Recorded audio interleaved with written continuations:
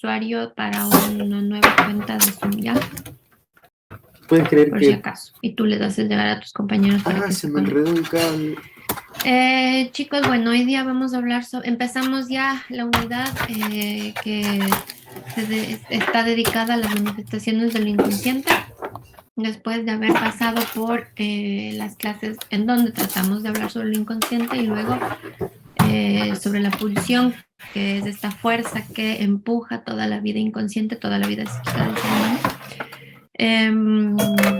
Entonces desde hoy día y lo que queda del semestre, vamos a trabajar en las manifestaciones del inconsciente, a excepción de tal vez la última clase, depende de cómo avancemos, en donde vamos a ver las dos teorías del aparato psíquico, la de la primera tópica y la de la segunda tópica.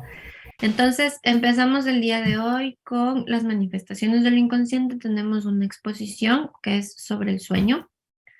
Y además, las personas que no están en la exposición tenían que hacer un mapa mental a partir de la lectura de la conferencia 29 sobre la doctrina de los sueños y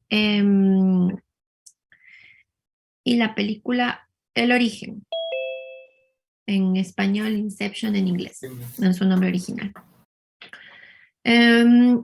Entonces tienen hasta la 1:10 para hacer la entrega de su mapa mental en el EVA. Por favor, fíjense de que se sube el archivo.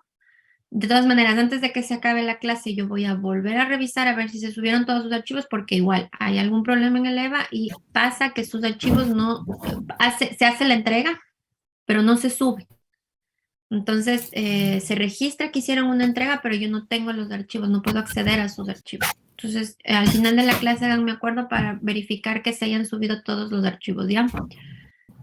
Esa es la única manera de probar, les digo esto a todos los concernidos, de probar que hicieron la entrega, es porque la entrega se registra. A pesar de que el archivo no se suba, la entrega se registra y el EVA registra la hora en la que hicieron la entrega. Así que si es que algo así pasa, no tienen puntos menos las personas a las que eso les pasa, sino que yo con el EVA verifico cuando hicieron la entrega y así pueden entregar ya después de volver a subir el archivo. Entonces tienen hasta las 10 para hacer esa entrega. Entonces, no sé si todos los integrantes del grupo están ya listos.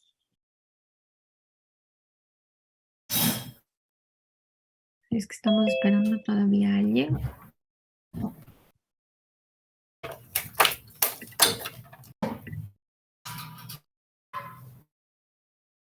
Lo que veo todavía es que hay cámaras apagadas. Déjenme ir anotando quién tiene la cámara apagada. ¿Cómo que me dijiste? Es que cambié los audífonos.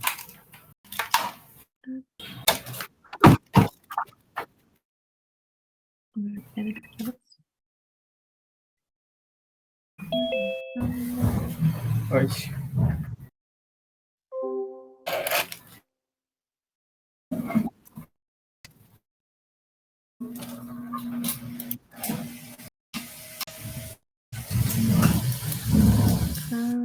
Listo.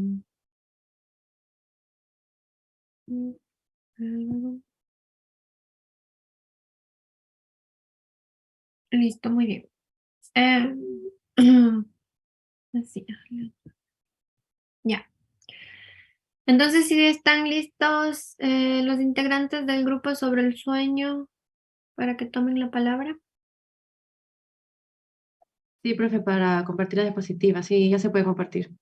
Sí, normalmente sí, Ya toca. la idea, chicos, de que hagan este mapa mental es que puedan tener ustedes algo que comentar durante la exposición de sus compañeros, que ustedes puedan agregar sus preguntas, sus comentarios, ahí donde algo no les quedó claro o donde quisieran que sus compañeros refuercen alguna idea, no sé. La idea es justamente que tengan algo que tengan un material de base que puedan ustedes utilizar para participar en la exposición también.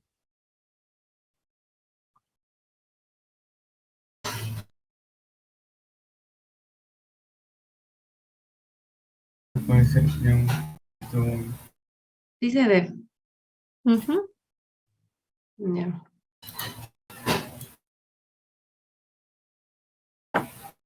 Bueno, buenas tardes con todos. Nosotros somos el grupo encargado de exponer sobre el sueño y vamos a tratar los temas del sueño como el cumplimiento de deseo, el trabajo del sueño, el proceso primario y el proceso secundario del sueño, la revisión de la doctrina de los sueños y una articulación con la película Inception. Bueno, entonces tenemos el sueño como el cumplimiento de deseo, en donde Freud dice que el sueño es el resultado de nuestra propia actividad anímica. Entonces esto está representado por imágenes visuales que son surgidas por representaciones que son involuntarias. Entonces esto sería por imágenes auditivas proyectadas en un espacio exterior. Entonces esto sería como una definición de lo que sería nuestro sueño, porque es como si estuviéramos viendo, por así decirlo, una película dentro de nosotros. Entonces Freud dice que el sueño figura principalmente como un deseo cumplido, pero también puede ser un temor cumplido, una reflexión o simplemente un recuerdo. Entonces Freud también dice que el sueño posee un sentido y que por supuesto también tiene un valor psíquico. Sin embargo, el sentido va variando en los sueños, ya que todos los sueños son diferentes. tendría que analizar. Freud concluye que los sueños mayormente pueden comprenderse solo como un cumplimiento de deseos y que exponen su contenido sin ningún disfraz, sin ocultar algo, lo muestran tales cuales son. Janelle, un segundito te interrumpo, solo para recordarles a los integrantes del grupo que hagan la entrega cada uno del texto que prepararon. A pesar de que sea un texto por el grupo, cada uno tiene que hacer la entrega en el Leo. Y eso igual se cierra a las 10. Eso nada más. Ya, listo. Bueno, entonces continuando, Freud da ejemplos de personas que tuvieron sueños, en donde él decía que por supuesto sabía el significado. Por ejemplo, un señor que le contó a Freud que su esposa soñó que le llegaba el periodo. Entonces Freud dice o deduce que a esta señora realmente no le había llegado y que podía decir que ella aún quería disfrutar como de su libertad antes de tener hijo o de entrar a la maternidad. Algo que me pareció importante en la lectura que fue que Freud dice que menciona el concepto de sueños de comodidad, los cuales son los sueños en donde queremos seguir durmiendo, donde es cuando la gente a veces está como, por así decirlo, consciente de que sueña, entonces como que es el propósito de seguir durmiendo en lugar de despertarse. ¿De qué texto es de esto? En el de la interpretación de los sueños, el capítulo 3. Ya, entonces Freud también menciona los sueños simples, que dice que son más esperables en los niños, ya que estos tienen como sus operaciones psíquicas menos complejas a comparación a los adultos. Entonces dice que los sueños de los niños como que no tienen un problema concreto que resolver. Entonces, como lo dice la misma palabra, son sueños simples. El trabajo del sueño. Bueno, el trabajo del sueño se compone por diversos mecanismos que se ocupan de alterar el contenido latente del sueño. Dichos mecanismos proporcionan al manifiesto del sueño determinadas características como las lagunas, la deformación de los contenidos en el sueño, la existencia de diversos elementos que al final no se les encuentra alguna explicación, entre otros. Para poder describir bien lo que es el trabajo del sueño, se van a explicar los siguientes procesos. La condensación. La condensación es cuando el contenido manifiesto del sueño es menor al contenido latente en el sueño. ¿Qué significa eso? No sé si es que no han explicado, ¿no? ¿Qué es contenido manifiesto y qué es contenido latente? No. ¿Podrías explicar, Kimberly? Es que no, eso no investigué ¿Cómo sobre eso no? Pero entonces, ¿cómo entiendes la condensación si la definición que estás dando es con eso? Por eso yo iba a explicar. A ver, dale. Se puede explicar como cuando tenemos la sensación de haber soñado toda la noche algo que nos gusta, pero al despertar no, o sea, olvidamos la mayor parte de ese sueño. Y ahí dice que el sueño que recordamos no sería entonces, sino como el resto de del trabajo onírico, total que coincide con la extensión del pensamiento onírico, si si pudiéramos recordarlo completamente. También, o sea, esta condensación ocurre porque ciertos elementos oníricos se omiten, o también puede ocurrir si de muchos contenidos inconscientes solo pocos logran manifestarse en el sueño. Ya, el desplazamiento. El desplazamiento es cuando el contenido manifiesto del sueño se imponen elementos que se expresan como si fueran esenciales. Esto quiere decir que se presentan como si ellos construyeran el sueño, cuando en realidad no es así, ya que estos elementos que se visualizan en el sueño no responden al contenido del sueño por más que aparentan serlo.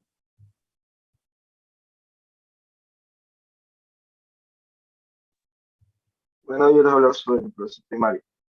Está definido como proceso primario un medio de funcionamiento caracterizado en el plano económico por el flujo de energía, por el desplazamiento del sentido, el inconsciente y por la existencia en lugar de procesos y mecanismos específicos son el desplazamiento o el pasaje de una representación a otra. Se Vas a reír mucho, que puede después ser el primer proceso de profesora se da cuenta y me rota. el principio de contradicción, las cosas pueden ser como no pueden ser a la vez. Existen también impulsos básicos y muerte que luchan constantemente en la moral. Solo puede haber como representación cosas, o sea, no hay palabras, quedando huellas anémicas de las pulsiones que son recuerdos y solo se puede hacer consciente mediante la expresión verbal de ella y así puede regularlos.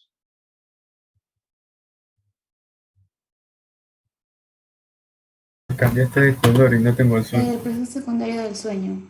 En el proceso secundario, la energía no está libre, sino que está estática.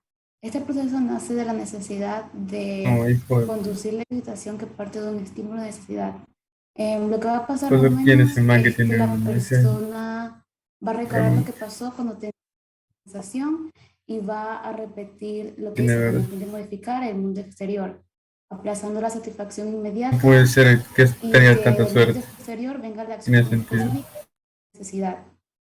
Una diferencia en el proceso primario y el secundario es que el secundario apunta a una identidad de pensamiento a partir de las experiencias. Es por esto que se constituye como que a lo largo de la vida.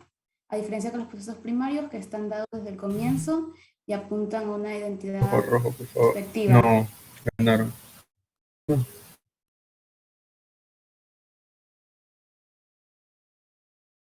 Bueno, esta es la parte de Pamela, pero ya no pudo exponer, entonces Bueno, tenemos preparado lo que ella iba a decir.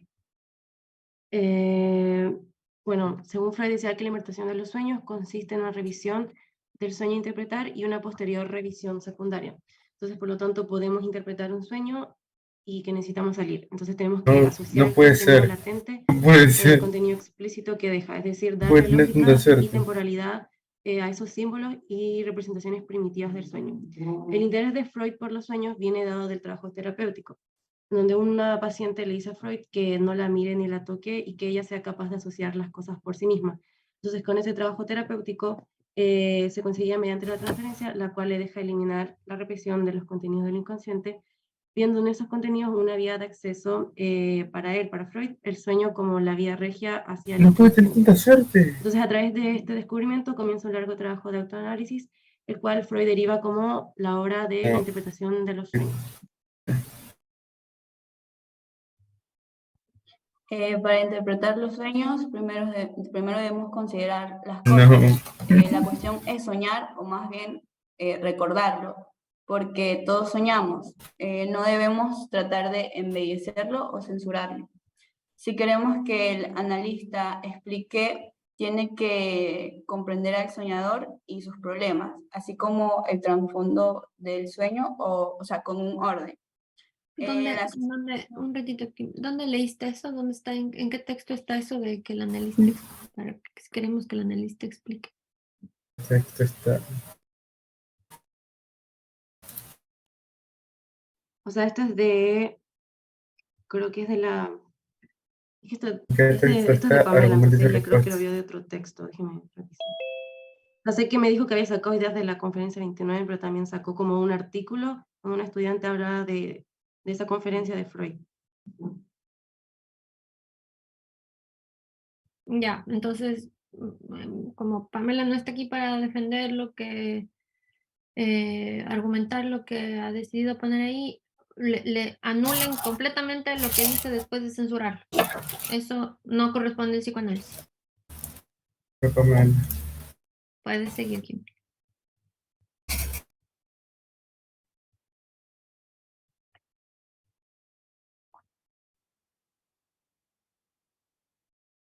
Bueno, aquí tenemos... no, perdón, esta es la parte de Víctor, lo siento, Víctor.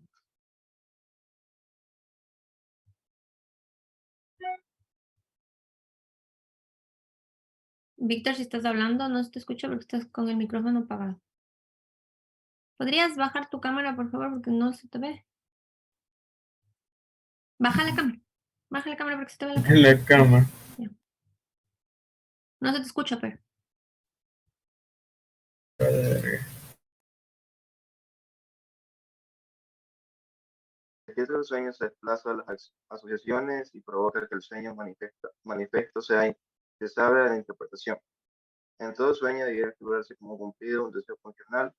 Las representaciones se transponen en el sueño a imágenes visuales. El sueño tiene doble funcionalidad, está conforme al yo y a la facilita una emoción, pulsionar reprimir la situación en la forma de un cumplimiento alusionario de deseo. ¿Puedes tú decir algo sin leer de lo que estás leyendo? ¿Puedes tratar de explicar eso con tus propias palabras? Es que Qué la rojo. diapositiva no me tocaba a mí y por eso la leí, no la pude hablar así como algo mío, por eso la leí. Porque a mí solo me tocaba el ¿De primario, quién es esta diapositiva? no sé, a mí solo me tocaba el primario y hablar sobre la película. Por eso Entonces, yo ¿quién puede tratar de explicar con sus propias palabras de esta diapositiva? Porque leer una diapositiva no es hacer una exposición. ¿Quién puede explicar eso con sus propias palabras? ¿Quién del grupo, claro? ¿Cuál de los integrantes del grupo puede explicar eso con sus propias Ay, palabras? no. Incomodidad.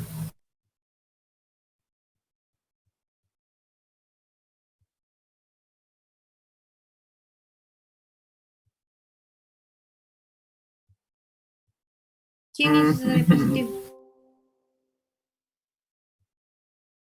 Verde. Esas ideas las sacamos entre Kimberly, Julie y yo, pero eso no me acuerdo quién las sacó. Yo solo puse lo que Sirve. me habían escrito. ¿Lo que qué? Lo que me habían mandado, yo lo resumí y puse como las ideas principales. Ya. Entonces, ¿son 3 personas las que pueden María. tratar de explicar eso con sus propias palabras?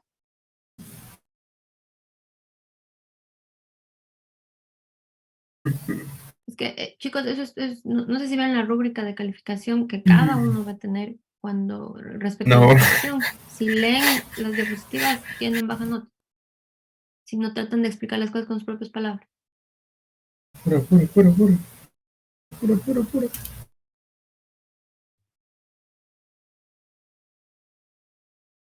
Más 4. Bueno, yo podría hablar del segundo y tercer punto porque es lo que yo interpreto, lo que yo entiendo. Ya. Por ejemplo, dice que No, en no todo salió sueño más debería 4. figurarse como cumplido un deseo pulsional. Entonces, durante las clases igual se ha hablado bastante de las pulsiones, sobre todo de las pulsiones sexuales.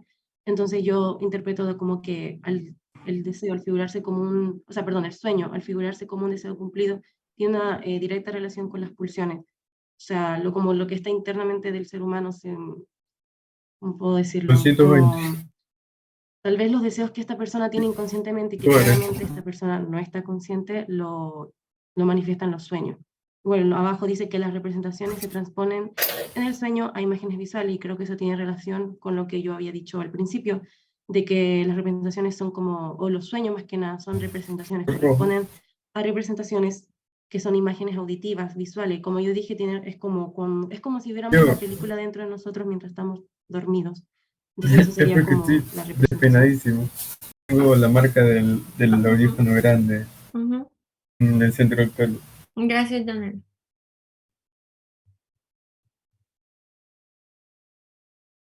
Ya, a ver, vamos a tener problemas con la conexión. A ver, tomen nota, les voy a dar un...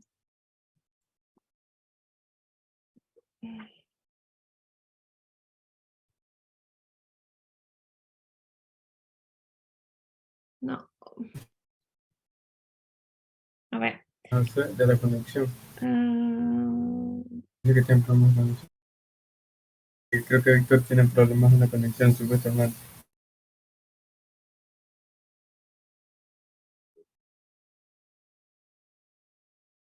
a ver, interrumpamos un ratito, que pausemos ahorita la exposición y Janela, te mando este instante por mail el número de ¿cómo se dice? El Vamos a ID cambiar de de sala. la reunión para que se conecten ya. Ahorita les mando. Recording stopped. Que vamos a cambiar de sala.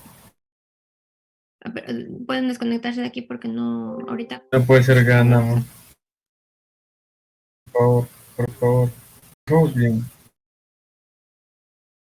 Regalada, regalada. Y van a pasar el link por el grupo. Y por eso no puede ver a sus hijos. Y el lugar el único lugar que se siente tranquilo es feliz, es en los sueños. Por ejemplo, en la película había una parte de que él estaba nadando y se levantó todo, por así decirlo, asustado y estaba hecho pipí. Entonces todo lo que él soñaba como que le hacía estar pensando cada vez en eso. Pues pasaba, por ejemplo, como esa pasaba eso como ahorita el ejemplo. Entonces, esto hace que los sueños influyen en muchas ocasiones.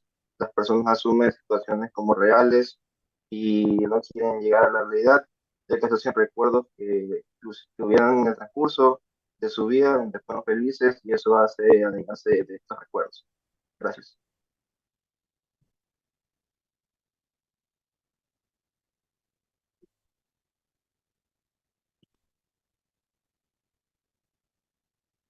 Listo. ¿Alguien tiene alguna pregunta para sus compañeros?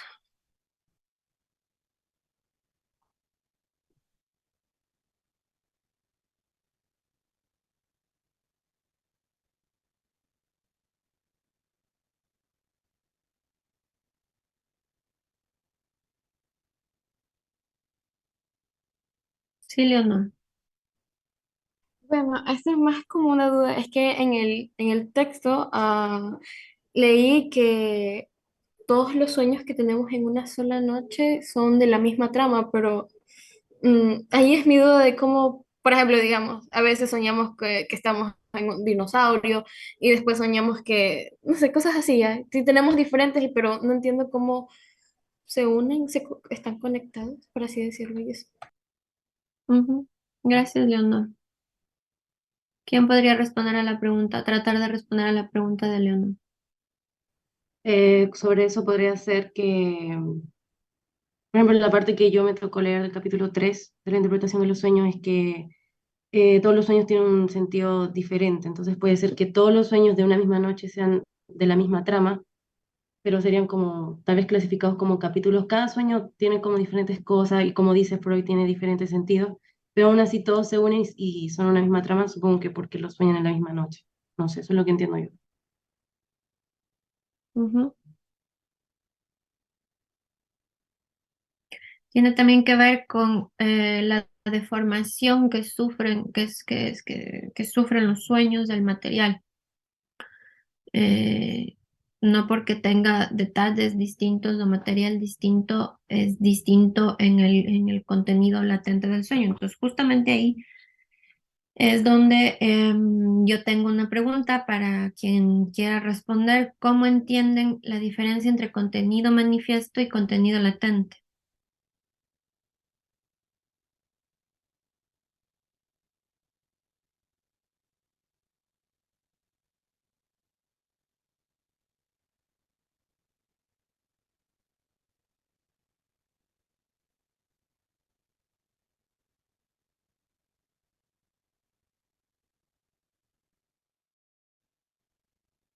Podría ser que lo latente al ser como del inconsciente, o sea, el sujeto no está obviamente consciente de lo que,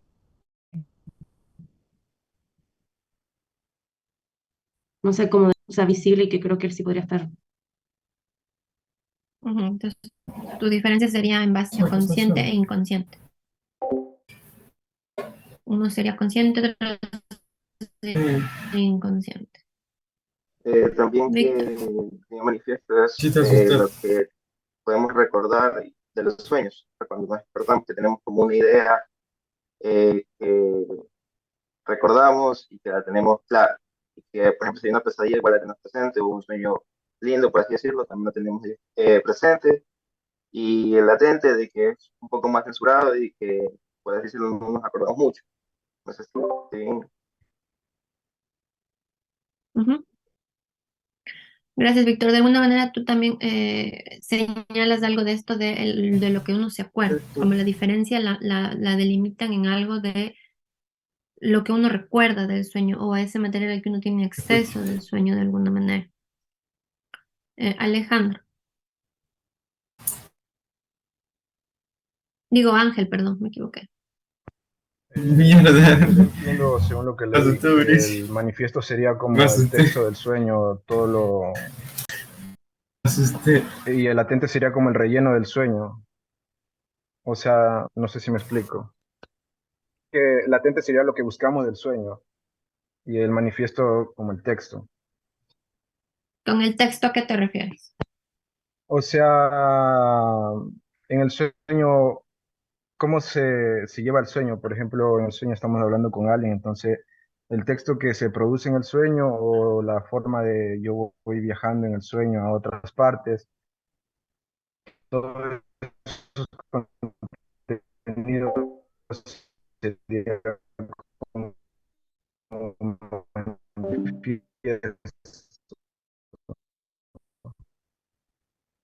y lo que busque. Gracias, Ángel. Jocelyn.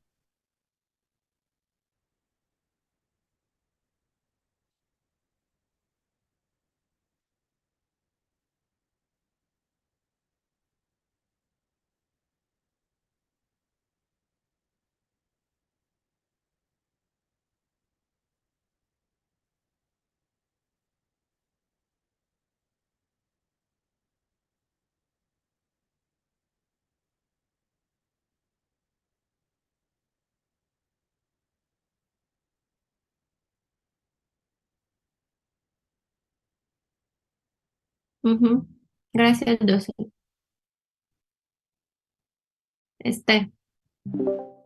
Buenas tardes. Creo que el contenido manifiesto, yo lo vi así como que todo lo que generalmente soñamos, sin, sin etiquetarlo, porque en la lectura decía que Freud más le prestaba atención a lo que tenía, a lo que era más profundo, a lo que tenía que ver con el inconsciente. Y el latente me parece que es lo que uno quiere decir con el sueño, o sea, la simbolización que uno le da al sueño. Y esto de aquí ya es individual, porque me parece que esto es más subjetivo, porque si yo sueño con un tsunami puede significar algo para mí, pero no lo mismo para otra persona. Mm. Ujú.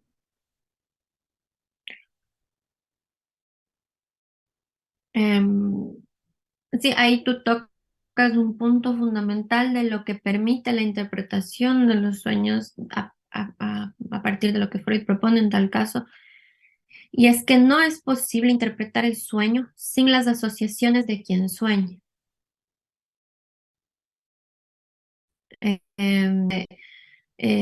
No es lo mismo que yo sueñe en un tsunami que tú sueñes en un tsunami o que Juliana sueñe en un tsunami. Es decir, las asociaciones que van a venir con la palabra tsunami serán distintas en cada situación y eso implicará que el lugar de tsunami en el texto del sueño, como decía Ángel, por retomar el término de Ángel, sea otro tsunami, sea otra cosa de la que se trata.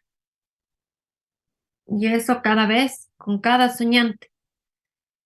Eh, esa es más o menos la propuesta de Freud, lo que le hace decir que es la vía regia al inconsciente. que de alguna manera es este material que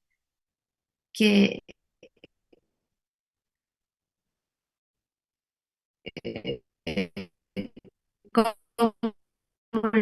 la película vimos el sueño, porque si cachan que en la película había esta diferencia de funciones, había el arquitecto y había el sujeto que rellenaba el sueño con su contenido, con su inconsciente. Entonces, como es una fantasía, es una ficción, la película nos propone como si fuera posible que estos dos lugares, estas dos funciones, digamos, estén separadas. Cuando en nuestra vida diaria, digamos así, de soñantes, esas dos funciones las cumplimos cada uno. Cada soñante es arquitecto y sujeto que llena el contenido de ese sueño diseñado. Em, entonces, en ese sentido, lo que cada uno pueda decir respecto al material que ha soñado siempre va a ser diferente entre unos y otros. Ya, y aquí salta una pregunta, ¿cómo un individuo o en psicoanálisis, cómo pueden diferenciar entre cuál es un sueño de contexto profundo al que se le pueda prestar atención para llegar a un resultado? Que el psicoanálisis no se diagnostica, ¿verdad? ¿Qué psicoanálisis no sería qué? Perdón. No te escuché, se me cortó tu audio en la última frase que dijiste, entonces no escuché la última palabra que dijiste. Que si el psicoanálisis diagnostica. ¿Diagnostica? Ajá. Ah, ya. Ya. Entonces, o sea, mi pregunta es, ¿cómo se puede diferenciar entre un sueño y otro? Para saber a cuál es que le debemos prestar atención. Porque, por ejemplo, y esta simbología, ¿qué condiciona esta simbología entre cada individuo? Porque, por ejemplo, y esto se lo escribí en la tarea, una paciente en una sesión terapéutica con el psicólogo clínico le menciona que soñó con su difunta pareja y el terapeuta que tiene estudios en psicoanálisis le pregunta que cómo lo vio a esta persona en el sueño. Y ella le responde que lo vio sonriente y pacífico. Entonces, y ahí nace una simbología. Y le dijo que eso quería decir que la paciente estaba en paz con la persona que soñó. Entonces, ¿cuál es la condicionante ahí entre sueño y sueño? ¿Qué es lo que hace que sea diferente entre cada uno? ¿Será el devenir de cada uno? ¿O será el contexto de cada uno? Que es una producción del inconsciente y como vimos cuando... Porque, perdón, porque, por ejemplo, en la película, todo esto pasaba porque él estaba en búsqueda de la verdad. ¿Qué cosa? No entiendo. ¿Qué es lo que pasa en la película? Don, o sea, refiriéndome a la película, este es un viaje que realiza este señor para entender la verdad de lo que había sucedido. Entonces, por otro lado también decía, perdón, por otro lado también decía que eran como que los sueños también son deseos reprimidos y no necesariamente tienen que ser sexuales. En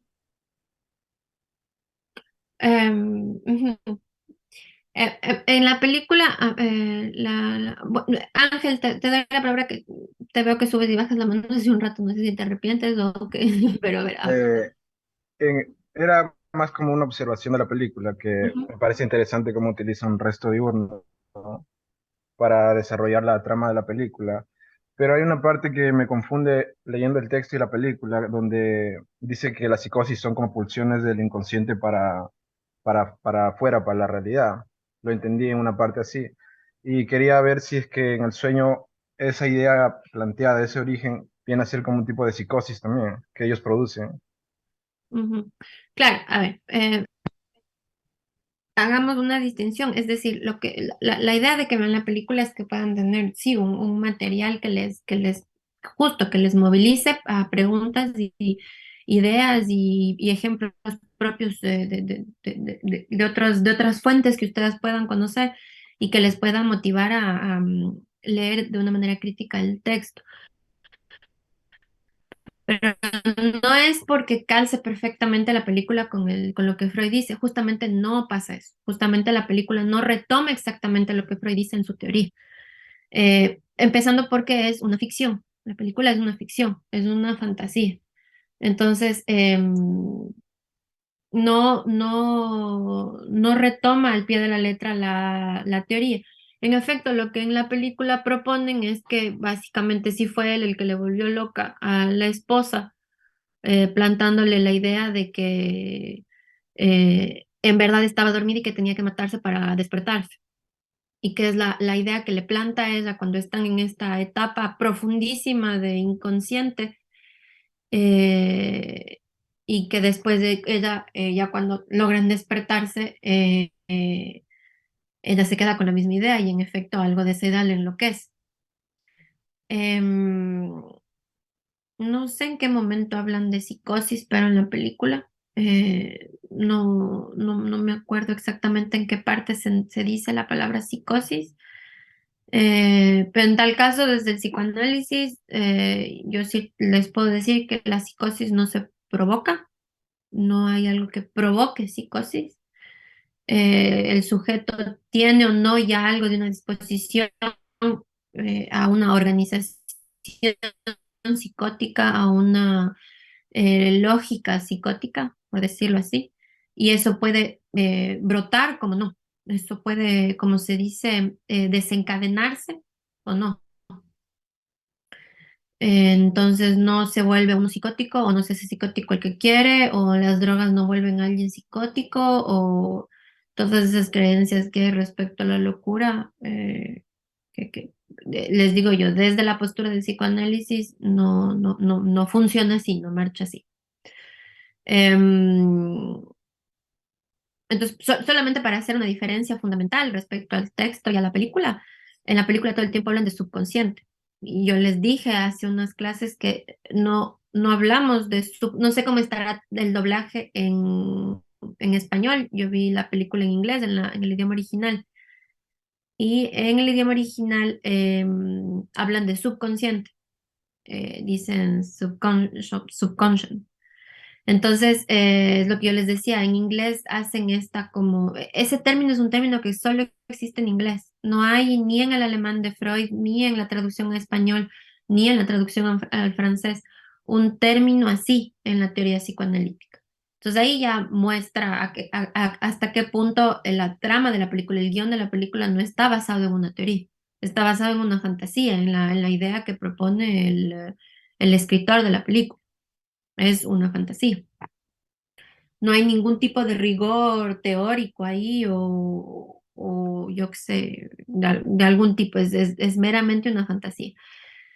Pero por tratarse de una fantasía en relación a los sueños, me parece a mí que puede ser interesante para ustedes. ¿Por qué? Porque es, primero, una película que se volvió muy famosa en la época en la que salió. Segundo, porque es una película que gira en torno al sueño. Es decir, la trama fundamental de la película es del sueño. El escenario de la película es del sueño. Entonces es como para que ustedes también tengan una idea de cómo a partir de un imaginario colectivo respecto al sueño se puede abordar algo del sueño. Y todo lo que propone de alguna manera, todos los caminos que abre esta dimensión del sueño, que fue abierta por Freud. Fue Freud el que dijo, ahí hay algo de interesante a tratar de ver. Entonces, con eso retomo tu pregunta, respecto a qué sueños sí y qué sueños no. Eh, como no se puede interpretar un sueño sin las asociaciones del paciente, es decir, que es simplemente el paciente el que analiza su sueño y que el analista puede venir a puntuar ciertos detalles, elementos o hacer preguntas respecto a algo que parece raro o que no parece que tiene mucho sentido, yo qué sé. Ese, por ejemplo, es el trabajo del analista y algo de eso Freud dice en la conferencia 29, como ir viendo ahí donde algo está raro. Pero si no es el paciente mismo, el soñante mismo el que interpreta su sueño. Entonces, si es que por experiencia de mi análisis personal, les digo, uno no produce sueños todo el tiempo, ni produce sueños que lleva al análisis todo el tiempo, para nada. Más bien hay personas que nunca, hay pacientes que nunca llevan sueños al análisis, hay otros que llevan más sueños, hay otros que hay un sueño específico que marcó todo, yo qué sé. Es bien variable de una experiencia a otra, pero no hay como algo de una producción constante de sueños que uno lleva al análisis. Entonces no es como que uno puede haber un montón de material que tendría que de manera filtrar o elegir respecto al sueño. En ese sentido, si un paciente trae un sueño, es ya importante por el simple hecho de traerlo a la sesión, por el simple hecho de contar ese sueño. Ya hay ahí un interés. Justamente por algo cuenta ese sueño y no otro. Por algo elige contar ese sueño y no otro. Por algo es algo de ese sueño quedó cuando se despertó, después del despertar, y no otra cosa. Entonces, ese es básicamente el principio del que parte el psicoanálisis. Lo que, con lo que uno trabaja es, es con lo que el paciente trae. Es decir, no trabaja a partir de lo que el paciente trae. Entonces, si el paciente trae tal sueño, se escucha ese sueño y se le da un lugar a ese sueño y se le empuja al paciente a asociar, que es el trabajo fundamental. Por ejemplo, hay estas, Freud mismo habla, sí, no me acuerdo en qué texto, de las cartas que él recibía en esa época, después de haber sacado su libro de la interpretación de los sueños, de gente escribiéndole sueños en cartas y pidiéndole que interprete. Y entonces Freud dice, la gente que me manda esas cartas no ha leído psicoanálisis, porque si leyeran psicoanálisis sabrían que no se puede hacer eso, que yo no puedo hacer eso, no puedo solamente con el texto del sueño hacer una interpretación. ¿Por qué? Porque la interpretación la hace el paciente a través de sus asociaciones. Entonces, eso para retomar la idea de qué sueño sí, qué sueño no. El psicoanálisis diagnostica o no diagnostica. El diagnóstico es una cuestión fundamental con la que hay que hacer en nuestra época. No es que uno pueda hacerse loco y decir, ay, yo no creo en el diagnóstico, a mí no me importa el diagnóstico. Justamente vivimos en una época en la que es imperativo el diagnóstico para un sinnúmero de circunstancias. Esa a la que yo le doy más valor, por ejemplo, aquí en Francia, es a la cantidad de derechos a los que las personas tienen acceso por un diagnóstico, cosa que no pasa en Ecuador, por ejemplo. Servicios públicos, quiero decir. Y entonces es un tema de nuestra actualidad, la cuestión del diagnóstico. Pero ahora bien, ¿qué lugar le da el psicoanálisis al diagnóstico? Es la pregunta fundamental, porque en efecto no es algo que guíe el trabajo, no es algo que oriente en el sentido de los manuales de psiquiatría. Es decir, a un psicoanalista nunca va a ponerle un código de un diagnóstico a un paciente, eso no va a pasar. Pero por supuesto que hay algo de un quehacer diagnóstico a partir de la psicopatología como es entendida para Freud, es decir, en esta división neurosis y psicosis, y lo que está inmiscuido en cada una de estas dimensiones. Por supuesto que hay ahí algo de un quehacer diagnóstico, porque uno no puede tener el mismo tipo de trabajo con un paciente neurótico que con un paciente psicótico. No es igual. A un paciente neurótico uno le puede interpretar, le puede proponer sentidos, le puede proponer cosas, yo qué sé. A un paciente psicótico, por sobre todas las cosas, no hay cómo interpretarle. No es posible interpretar a un paciente psicótico porque eso le puede, ¿cómo se dice? Brotar. Brotar es una palabra que yo decía en la universidad, pero es que no se me viene el término en español, pero hay un desencadenar. Desencadenar es el término apropiado o el más utilizado a nivel clínico. Puede desencadenársele algo al paciente súper fuerte respecto a una construcción delirante si es que el analista interpreta a un paciente psicótico. Entonces, a un paciente psicótico no se le interpreta. Eso, por ejemplo, tiene que ver con algo de un quehacer diagnóstico, tiene que ver algo de un interés diagnóstico, pero es este diagnóstico del psicoanálisis. Es decir, es en esta psicopatología del psicoanálisis. Ustedes van a tener una clase, no sé en qué semestre, tal vez en cuarto semestre, de psicopatología dinámica, así es como se les llama en psicología a esta psicopatología que es inspirada del psicoanálisis. Entonces ahí van a ver más a detalle de qué tipo de diagnóstico se puede tratar en psicoanálisis. Pero el interés principal es saber más o menos cómo se posiciona el analista respecto a lo que puede y no puede decir. Ese es básicamente la... No es lo mismo, por ejemplo, les voy a poner un ejemplo. Una paciente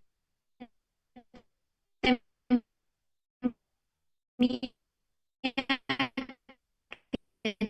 tiene 6 años, se interesa por su imagen en el espejo. No me acuerdo cómo pasó eso en la sesión, pero empezó a interesarse por su imagen en el espejo. Hay un espejo en el consultorio. Y entonces, pero un interés que no era un interés, que parecía un interés particular. Yo no me atrevía a ese rato a ya entender muy rápido qué era lo que él estaba viendo en el espejo, pero en tal caso tenía un interés bien particular por la imagen, en un sentido hasta como estaba como medio hipnotizada por la imagen, por su imagen en el espejo. Entonces, como por supuesto que esto pasa en psicoanálisis, no pudimos abordar ese tema este semestre, era un tema planificado en el sílabus, pero porque nos hemos tomado más clases en otros temas, no vamos a poder narcisismo, imagen en el espejo y del lugar en sí, del espejo, del lugar virtual que implica el espejo es fundamental para la constitución psíquica. Entonces, que esto pase en una sesión, eso les digo ya como una anécdota a ustedes futuros colegas, que eso pase en una sesión con un niño, que un niño se interese por el espejo, pucha, es de las mejores cosas que uno le pueden pasar. Es una dicha que eso pase porque es material enorme de trabajo, trabajar a través del espejo con el niño. Entonces, esta niña que yo recién empezaba a ver en sesiones, se interesa por su imagen en el espejo, pero en una dimensión media rara. A mí me pareció medio raro la manera en que se estaba poniendo en relación con su imagen en el espejo. Como les digo, como muy hipnotizada, como muy cautivada por su imagen. Entonces yo empecé a hacer cosas y bueno, todo lo oí, todas las cosas que uno hace como en este intento por dar un sentido a eso de eres tú quien está en el espejo, es esa tu imagen, ese eres tú, ese es tu cuerpo, ese es tu cabeza, esos son tus hombros, esos son tus brazos, yo qué sé. No hice eso, ¿no? Pero algo de eso se juega ahí, esta cuestión de la imagen del cuerpo propio. Y eso que nos permite de alguna manera decirnos yo soy ese. Eso que no tienen los animales, por ejemplo.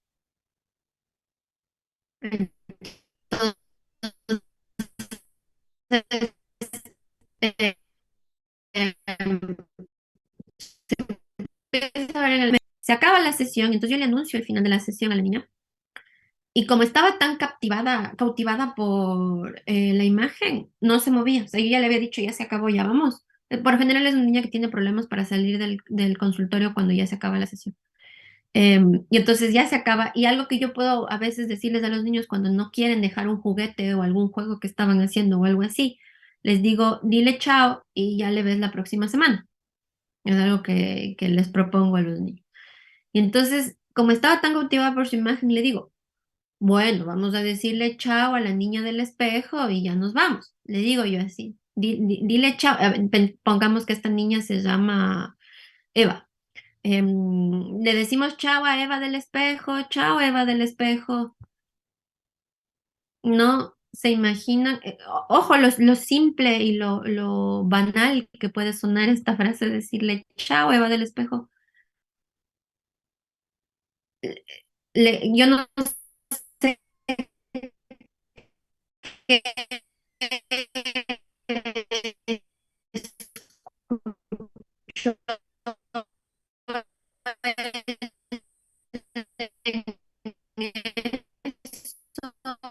yo no sé en el espejo, así como algo de no está tan segura esa imagen como siendo suya la imagen, como siendo su imagen del espejo, como siendo ella y al mismo tiempo no ella porque es una imagen.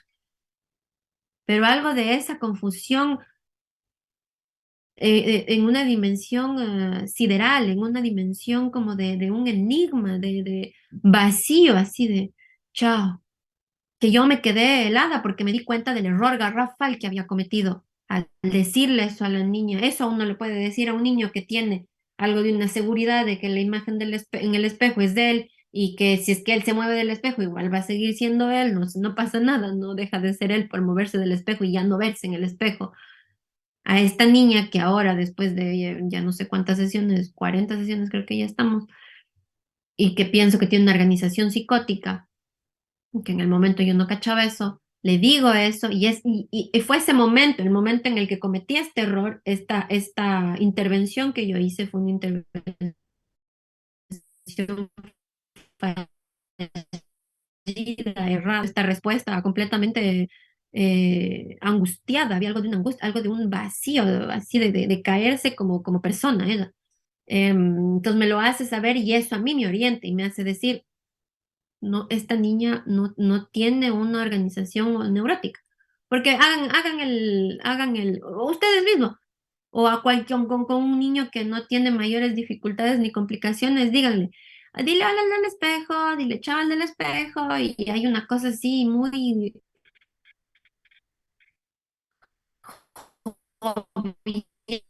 es un cierto júbilo, dice Lacan en su texto sobre el estadio del espejo. Hay algo de un júbilo que se juega ahí en este reconocimiento de la imagen, en este juego con la imagen, en este soy yo, no soy yo y todo eso. Para la psicosis, la imagen es algo súper complejo, súper complejo.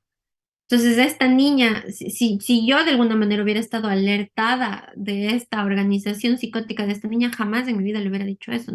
Jamás en mi vida le hubiera dicho, despídete de la niña del espejo, jamás. ¿Por qué? Porque es súper desestabilizador. Y entonces, como yo le vi absolutamente petrificada, casi pálida, diciéndose chao en el espejo, para mí, yo no tengo contacto, pero sí, como algo así como de que sienta su cuerpo, de que sienta que su cuerpo está ahí, de que ella no se esfuma como la imagen en el espejo. Y le agarré de los hombros y le dije, pero Eva sigue aquí. Entonces ella solo se quedó viendo en el espejo, hizo así y se pudo mover y ya salió del consultorio.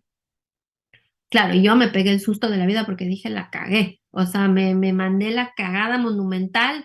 Yo no sé en qué crisis le voy a mandar a esta niña.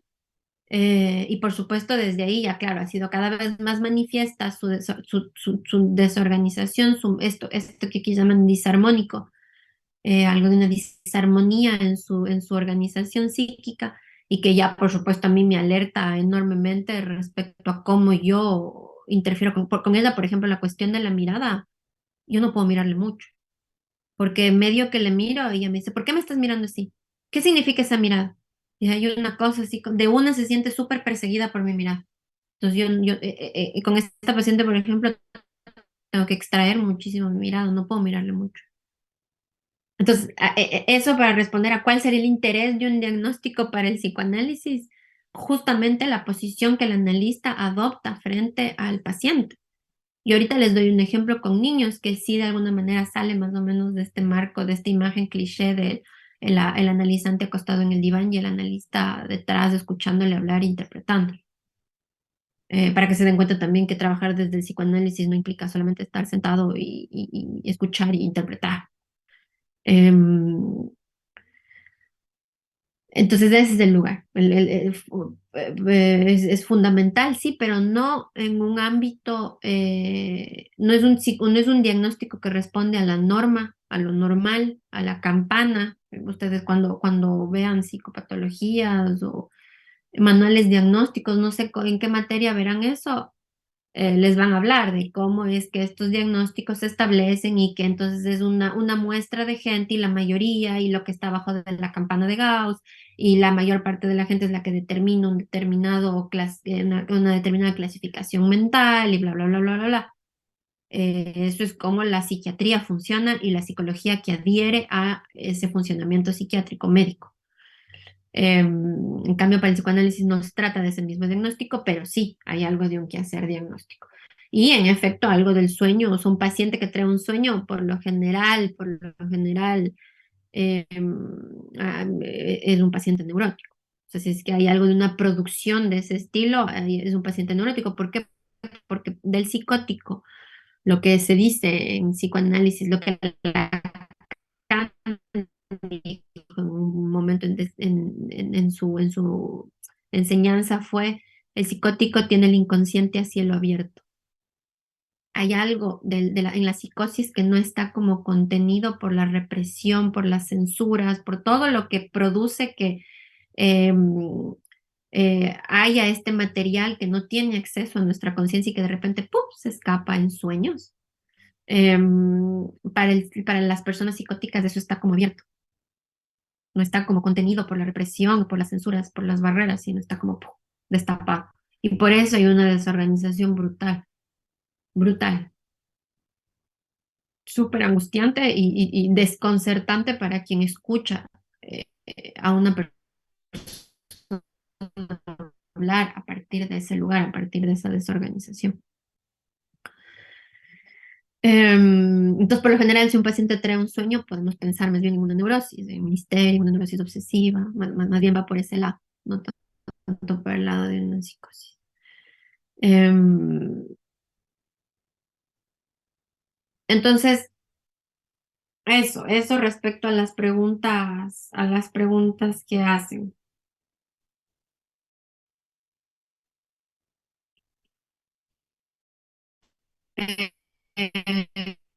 Comentarios respecto a su exposición antes de irnos a la pausa. Si nos queda un poquito de tiempo, podemos ya introducir lo que vamos a ver después de clase, es decir, retomar esta cuestión del sueño, después de la pausa, perdón, retomar la cuestión del sueño y específicamente la cuestión de las manifestaciones del inconsciente. Pero antes de eso quisiera agradecerles, chicos, por su trabajo, por su esfuerzo. Em, eh, Creo que han podido elegir ideas principales para transmitir a sus compañeros.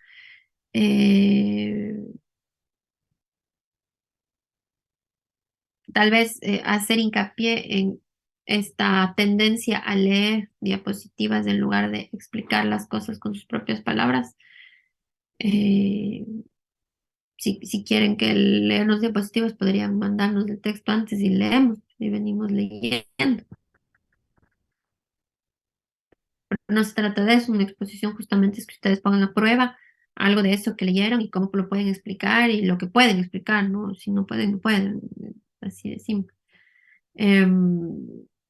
Entonces, algo de ese trabajo o de ese objetivo que tiene la exposición, que sí es como, digamos,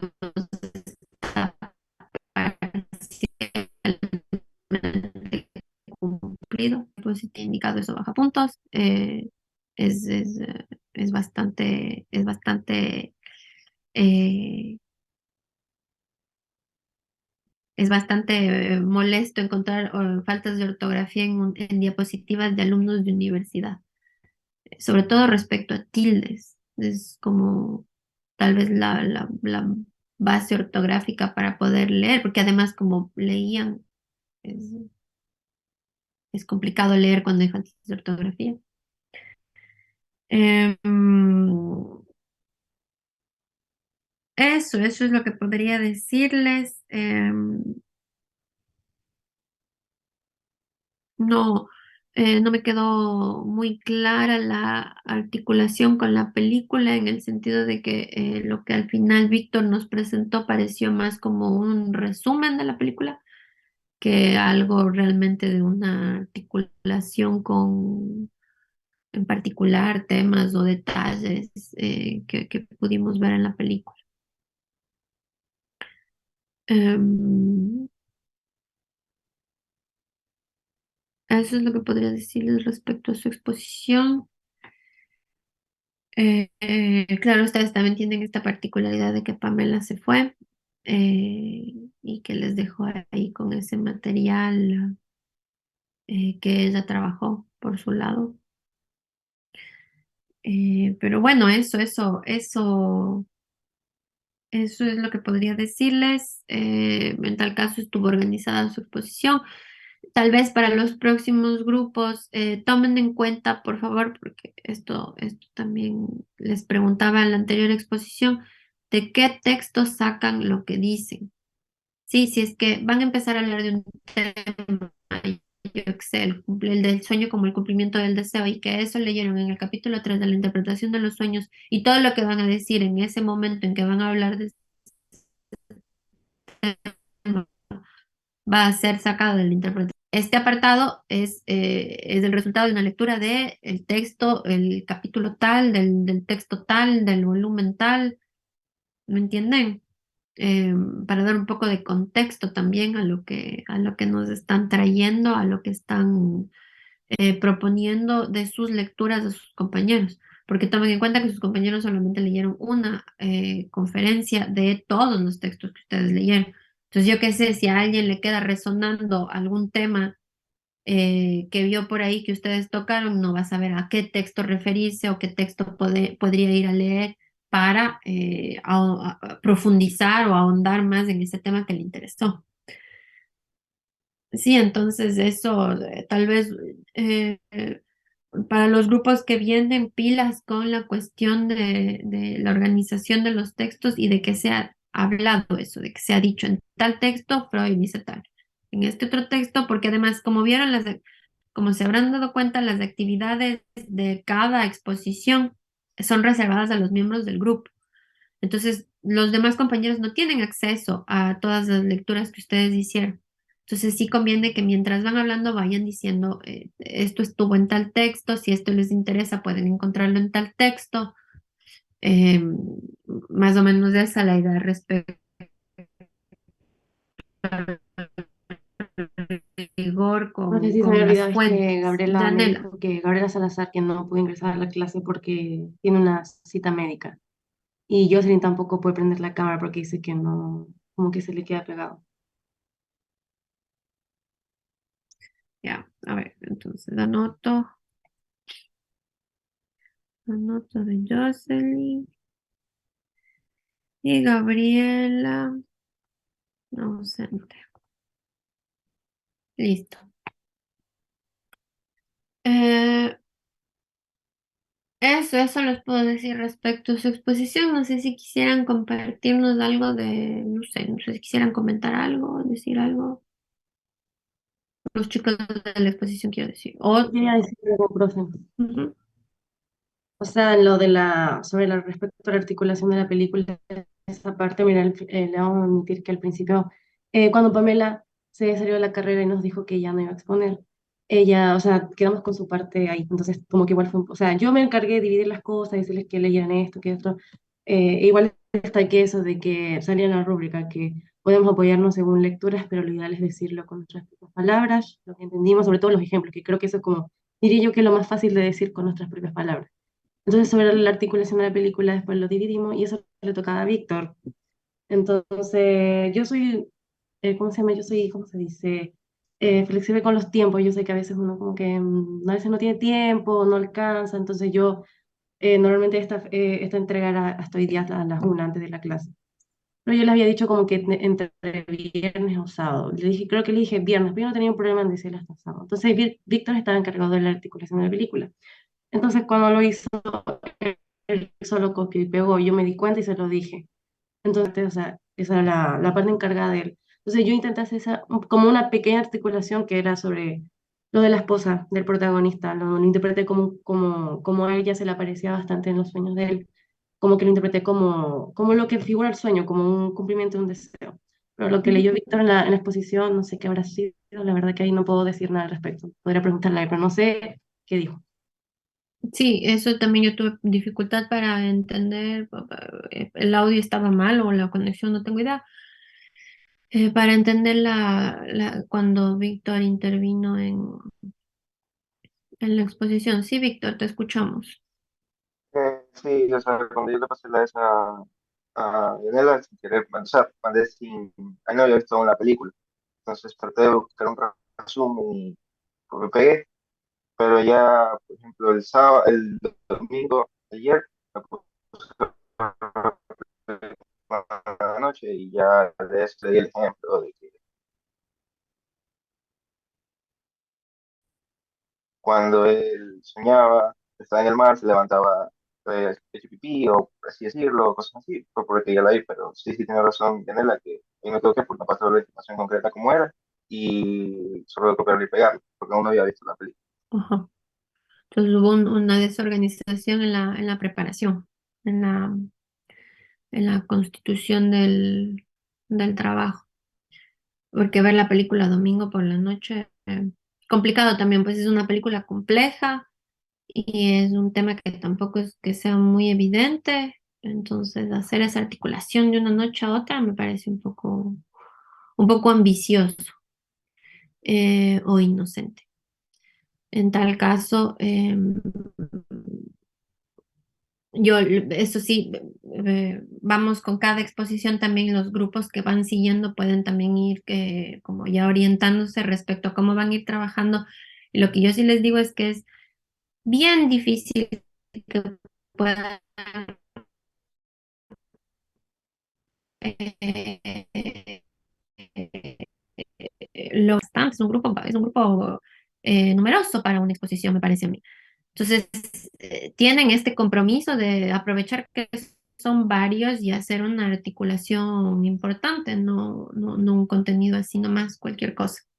Y esa articulación, para hacer esa articulación necesitan hacer las cosas con tiempo, necesitan leer los textos con tiempo, necesitan reunirse con tiempo para discutir las cosas, porque si hacen cada uno por su lado, eso se nota clarito el rato de la exposición y no hacen una exposición de buena calidad.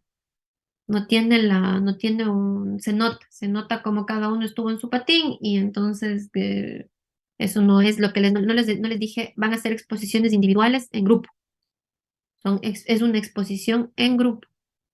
Entonces es un trabajito particular, de hacer una presentación personal en medio de un grupo.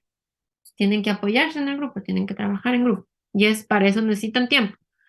Así que los próximos grupos pongan cuidado en esto de la organización eh, respecto a cómo van trabajando el material cada uno por su lado y en articulación los unos con los otros. Em, claro, como les decía, las películas o el material audiovisual que yo les propongo es más, no es para que hagan una interpretación brutal de toda la película respecto al tema, para nada, chicos, eso no tiene ningún interés, sino para que puedan ir agarrando elementos, ya sea para contradecir o para reforzar una idea o para yo que sé, ahondar en una pregunta. No sé, Janela, por ejemplo, tu punto es esta cuestión de lo del deseo en el personaje principal, que es fundamental y cómo ese deseo saboteaba su esposa, su esposa muerta, como esta proyección de su deseo, que saboteaba todo, que saboteaba cada intento de lograr algo de su objetivo. Entonces, eso, por ejemplo, la representación del deseo de esa manera me parece a mí bien interesante porque se acerca mucho a algo de lo que implica el deseo en psicoanálisis y lo que vendría a ser el cumplimiento del deseo en el sueño o a través del sueño. Eh, que el deseo por su relación con la falta, con eso que falta, porque es porque falta que uno desea. Además, está perfectamente representado esto en este personaje que está muerto, que no está. Em, es en esta relación con lo que falta que se instala como, es como una piedra en el zapato. El deseo inconsciente es como una piedra en el zapato. Y justamente por eso es inconsciente, porque es insoportable. insoportable para para la vida consciente. Entonces, de ahí todo el interés de todos los mecanismos que se ponen, los mecanismos que se ponen en juego. Entonces, con esto tal vez, Víctor, ¿quisieras decir algo más? No, perdón, digas, Alan. Ya, listo. Jocelyn, escribiste una pregunta, dices, viéndolo desde el psicoanálisis, ¿daría referencia al inconsciente o al preconsciente cuando dice subconsciente? No tengo idea qué sea subconsciente, es lo que les digo. La palabra subconsciente, el término subconsciente no existe en psicoanálisis. No existe, no hay. Con eso, por eso les decía que la película no está basada en un punto de vista teórico, en lo absoluto, es una fantasía de los escritores, del director, de quienes inventan esta historia. Pero desde el psicoanálisis, lo que está en juego en el sueño es el inconsciente, es lo inconsciente, este material latente por tratarse. Acuérdense de los pensamientos latentes cuando leímos la nota sobre el concepto de inconsciente en psicoanálisis. Freud hablaba de los pensamientos latentes. Entonces es la palabra latente la que reviene ahorita, la que vuelve en el discurso de Freud y es en esta idea de esto que está ahí como latiendo. Háganse esta imagen como de ideas que laten y que están ahí latiendo, a ver qué de repente puede salir. Entonces, ¿qué son las manifestaciones del inconsciente? Partamos desde ahí, porque el sueño es una más. Sí es una vía regia al inconsciente, como dice Freud, pero es una manifestación más.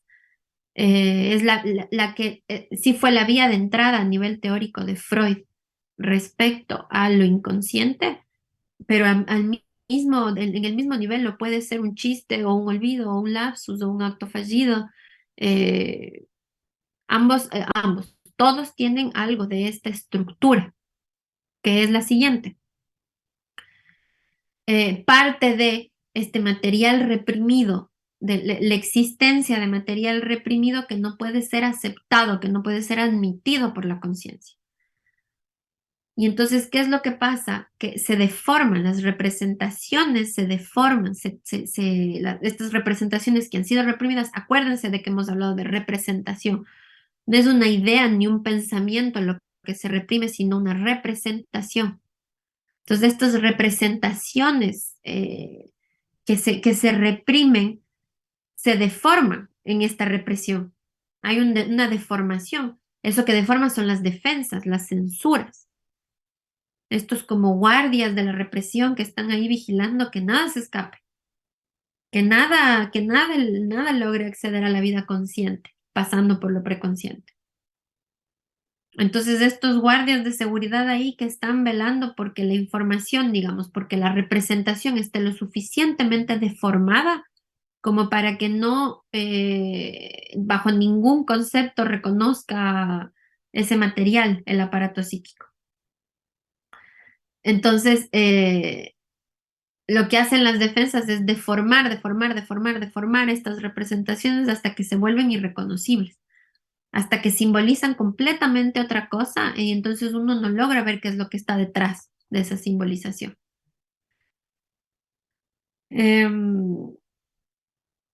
Entonces, lo particular de estas manifestaciones, primero en la palabra está, es esto de lo inconsciente que se manifiesta, que se expresa, que sale. Pero lo particular es que de alguna manera estas manifestaciones son un compromiso, Freud también les va a llamar formaciones de compromiso. Son formaciones de compromiso entre el deseo inconsciente y la defensa y la instancia represora y lo que se reprime. Es decir, es este compromiso entre eso que empuja por salir y eso que empuja por que no salga. Algo de eso está comprometido, ¿por qué? Porque hay algo que sale en esta forma así, con una cierta espontaneidad. Hay algo que sale cuando lo inconsciente se manifiesta, entonces hay algo del deseo inconsciente que se juega en eso que sale y al mismo tiempo sale tan deformado, tan transformado, tan disfrazado, que las defensas no se dan cuenta. Entonces uno no se da cuenta cuando hace un lapsus. Uno no se da cuenta cuando cuenta un chiste que tiene un sentido particular. Uno no se da cuenta cuando se olvida o cuando hace un acto fallido. Porque las defensas no están activas porque el material ha sido tan deformado que ya no lo reconoce, que ya no se da cuenta el aparato. Entonces ya no necesita defenderse de esas representaciones deformadas. Eso es el sueño. Así como las otras manifestaciones de lo inconsciente, es este compromiso entre eso que logra salir y que no altera al aparato porque sale disfrazado. ¿Se dan cuenta? Hay algo como de un engaño ahí en las manifestaciones de lo inconsciente. Son como engaños a las censuras, a la defensa. A la defensa. Y ¿se acuerdan que hablábamos del conflicto psíquico? Cuando hablábamos de lo inconsciente, hablamos del conflicto psíquico, que es este conflicto entre el deseo y la defensa. Y que ese es el conflicto con el que el ser humano tiene que hacer toda su vida,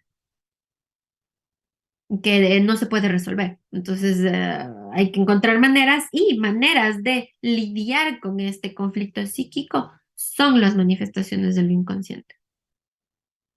De darle esta satisfacción de alguna manera al deseo de salir y al mismo tiempo de mantenerse en paz con las instancias represoras porque lo que sale está tan deformado que no se da cuenta. Ángel. Esas defensas que menciona en la película, no sé si estoy bien o estoy mal, pero son las proyecciones de las personas que al ver alterado su sueño comenzaban a atacar al arquitecto. No sé si se acuerda de esa parte. Ajá, ya, eso por ejemplo, sí, eso puede ser interpretado como las defensas.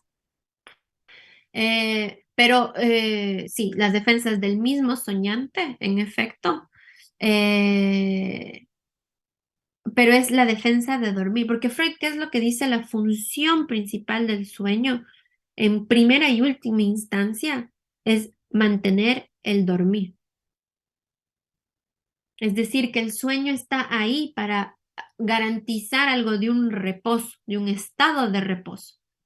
En el instante en el que eso se vela, se viola, se pone en peligro, así como en la película, sí hay algo de las defensas que se activan, al punto que cuando uno tiene una pesadilla hay un momento en que empieza ya a ser completamente insoportable que uno se despierta, o que algo le despierta, o que a uno se puso a gritar y alguien le despierta, si estás gritando, cálmate. Hay algo que ya actúa ese rato, como estas personas que se ponían a mirar a quienes estaban perturbando el contenido del sueño de alguna manera. Pero con el objetivo, esto desde la teoría puede ser interpretado como con el objetivo de que siga durmiendo. Esto es algo que la película sí, a mi modo de ver, retoma de la teoría y es esta idea que propone Freud de que el objetivo del sueño, la función del sueño es el dormir.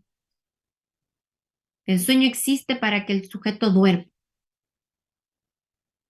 Y el rato en que ya se vuelve insoportable y ya no puede cumplir con su función, las defensas se activan y el sujeto se despierta, que es lo que pasa en un sueño de angustia. Así es como se les conoce a las pesadillas, sueños de angustia. Cuando son estos sueños que a uno le despiertan acelerado, sudando, llorando o gritando, cuando ya es en el cuerpo que se siente algo de ese afecto del sueño. Ahí se trata de un sueño de angustia. Entonces, eso, justo Ángel, es el compromiso, esto que tú ejemplificas con las personas que regresaban a ver a los intrusos, digamos, del sueño. Eso es algo de este compromiso entre lo que sí logra de alguna manera escenificarse, mostrarse, salir, y lo que no despierta, porque las defensas despiertan. Y lo que logra mantener el dormir, a pesar de que hay un contenido inconsciente ahí que se está manifestando. Y por supuesto las defensas actúan el triple cuando uno ya se despierta porque se olvida. Esa es la defensa. Es la defensa la que hace que no nos acordemos de los sueños o que nos acordemos ciertas partecitas. ¿Sí? Entonces, las manifestaciones de lo inconsciente también pueden ser entendidas como, también se puede llamarles formaciones de compromiso, porque es un compromiso, es una formación que es un producto, digamos, de lo inconsciente, que logra un compromiso entre el deseo inconsciente y la defensa. Y entonces para lograr ese compromiso, y es lo que sus compañeros nos presentaron cuando Kimberly habló del trabajo del sueño, para lograr ese compromiso tiene que pasar por procesos este material que no puede salir, que no debe salir, que de todas maneras pulsa por salir y se encuentra sus vías de salida. ¿Cómo se sale? Disfrazándose, poniéndose bigote, un parche, un gorrito y por hacernos una imagen cómica de la situación. El contenido se disfraza, se transforma, se mueve con las operaciones, a través de las operaciones de la condensación y el desplazamiento. Entonces, vamos a retomar eso después de la pausa. Esther, ¿tú tenías una pregunta? Sí, profesora, ejemplo, cuando usted habla de censura, se refiere a cuando, por ejemplo, estamos soñando y de repente suena una alarma, escuchamos una canción o alguien que nos habla, y eso también lo integramos a nuestro sueño en ese momento. ¿Qué ocurre ahí con esta barrera entre lo que estamos soñando y la realidad misma? Y otra pregunta, eh,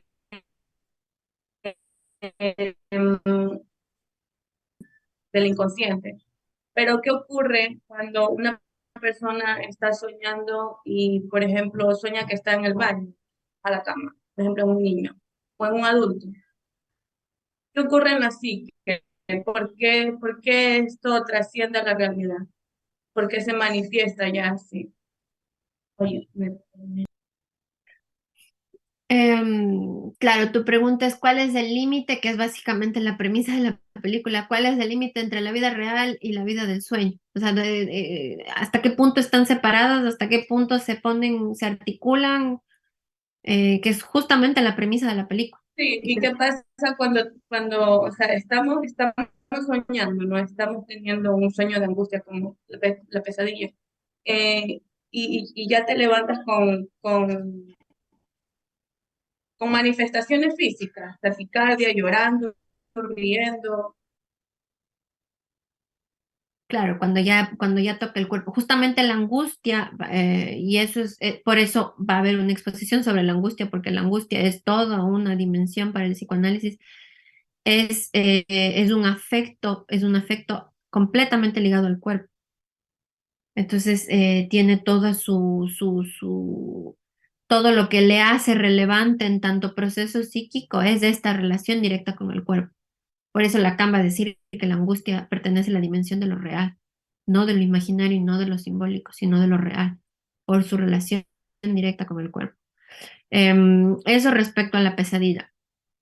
Respecto a esto de la diferencia entre el dormir, eso hablamos cuando retomemos la clase después de la pausa, porque hay algo de la constitución, o sea, cuál es el material, de qué está constituido el sueño, que es importante que retomemos y que sus compañeros no nos presentaron en su exposición. Entonces, en efecto, hay material que está sacado de las experiencias del soñante en vigilia mientras está despierto, y hay material que sale de otras fuentes, material que no viene de lo que pasa en el mundo, básicamente, del soñante, que ese es el material latente, que eso es lo que se conoce como el contenido latente, esta es representación. Entonces, retomamos eso, retomo tu pregunta, Esther, esta pregunta en particular cuando volvamos de la pausa, ¿ya?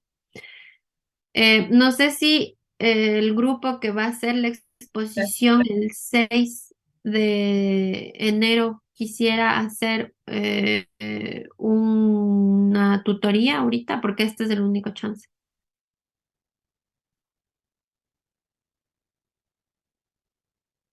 ¿Quiénes son? ¿Cuál es el grupo que expone el 6 de enero?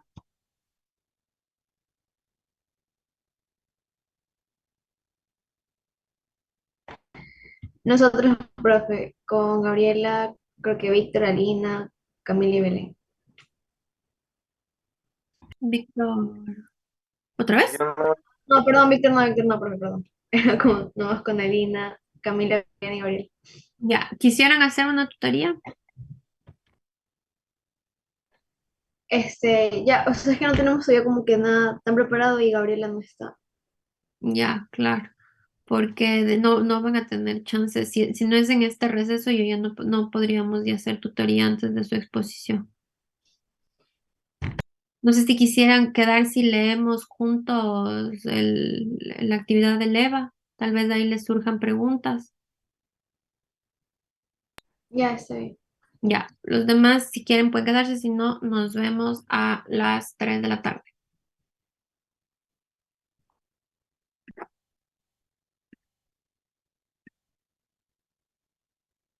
A ver, estoy abriendo la actividad en el EVA para que podamos leer juntos. Claro, ustedes ya hablan de las manifestaciones del inconsciente. Así se llama, pero bueno, como se dan cuenta, ya estamos viendo eso. Es decir, ahorita la introducción que estoy dando respecto a las manifestaciones de lo inconsciente, a ustedes les compete profundamente. ¿Solamente estás tú, Alanis? ¿O hay alguien más de tu grupo? Creo que solo yo, profe. Yo también estoy aquí. Ah, ya, Alina, ya te vi, no te veía. Ya, bueno, Alanis y Alina. Profe, yo Em, también estoy aquí, pero en estos momentos no puedo activar la cámara. Pero ¿Quién estoy está hablando? escuchando. Camila. Ah, ya, listo, Camila. Ok. Bueno, chévere, entonces están tres. A ver, ¿sí ven la pantalla? Sí. Déjenme quito esto, ya. A ver, entonces, se llama su exposición las formaciones del inconsciente, ese es su tema, pero como les digo, ya estamos viendo las formaciones del inconsciente, solo que el sueño, por ser tan complejo a nivel de toda la elaboración teórica de Freud, tiene su propia exposición, pero lo mismo podríamos hacer con cada una de las manifestaciones que ustedes van a presentar. Entonces, lo que ustedes van a hacer es como articular, venir a mostrar otras manifestaciones además del sueño, y por eso es súper importante su tema, porque justamente uno tiene tendencia a quedarse solamente con la idea de que el sueño es la non plus ultra de las manifestaciones del inconsciente y es la más importante.